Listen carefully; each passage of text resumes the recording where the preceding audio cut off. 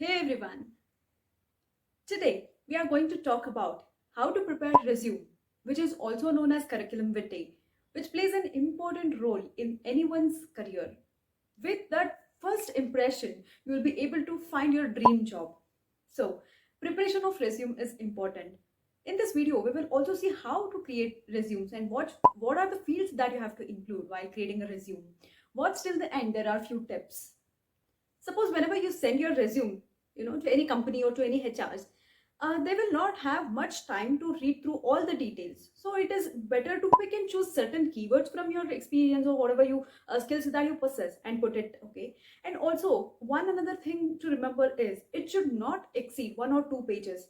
If you write full history, like if it takes 3 to 4 pages, it is lot actually. So it is best idea always to make sure that the resume is covered within 1 or 2 pages. Okay. And we will divide this CV into 5 different sections. Okay. So this is the sample resume. So photo is optional, it is not mandatory. And the first section is the name section. Here, name and then your current role and your summary should go. Uh, Name should be little bold or little highlighted. Okay. And then the role, you have to specify in your current company which role you are in. So it will be easy for them. Okay. And if you're fresher, it is okay to skip.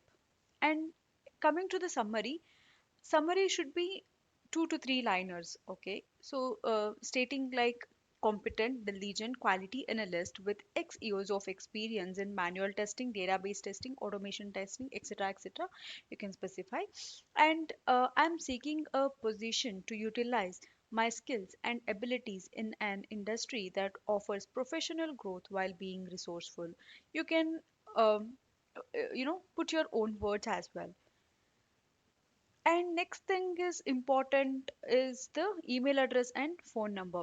You can either put it here, you know, at the top corner, or else somewhere it should be eye grabbing. So, okay, that position we have to put our email address and phone number. It is very much important because the HR will contact you based on this contact mail or number, right? And coming to the work experience, in your past companies, what project did you work on and what are the roles and responsibilities? That you have to mention it in the work experience. Suppose if I have worked on multiple projects in multiple companies, you can specify in this particular company as and you also have to specify your role, what role you were in that project and in that company, and then you can specify what are the roles and responsibilities that you had. Okay. And next is the education. You can specify what is your last degree you acquired and from which college. Okay. Either it can be your master's or else your just a bachelor degree. You can specify it here, and college is enough, more than enough actually. And it is optional, you can include either 12th and 10th. Okay. And the major part is about the skills is something like you have to specify in keywords. Okay, what are the major skill set that you possess? Okay, so testing concepts, coming to the testing concepts, what are all the testing concepts that you know? Okay.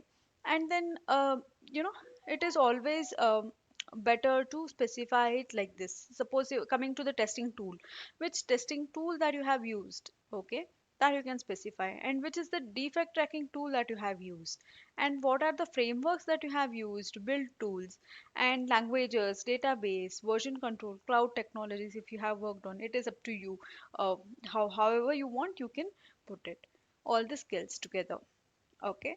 And technical skills, if you have any achievements, you can mention it. In this project, you got this, performer, you are rewarded like this. You can specify it in the technical skill section. It is, or, it is fully customizable. However you want, you can um, do it. It is actually a default format that I have taken. And languages is also very much optional, and interest is very, very, very much optional. These are not required at all. Okay, because this is a default format, I had filled it. Okay. So these are the five major things. First is your name field or else the name section, and your work experience, skills, and little about your education and background. Okay, all this is important.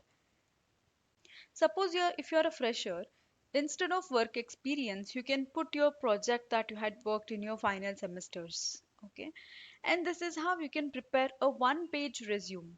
Also, if you have work experience in multiple companies and multiple projects, at that time it is okay to have two pages maximum. By max, it should be 2 pages. Here we are at the tips. Tip number one is rather than using fancy fonts, don't use fancy fonts basically, and rather than using such fancy font, use this fonts.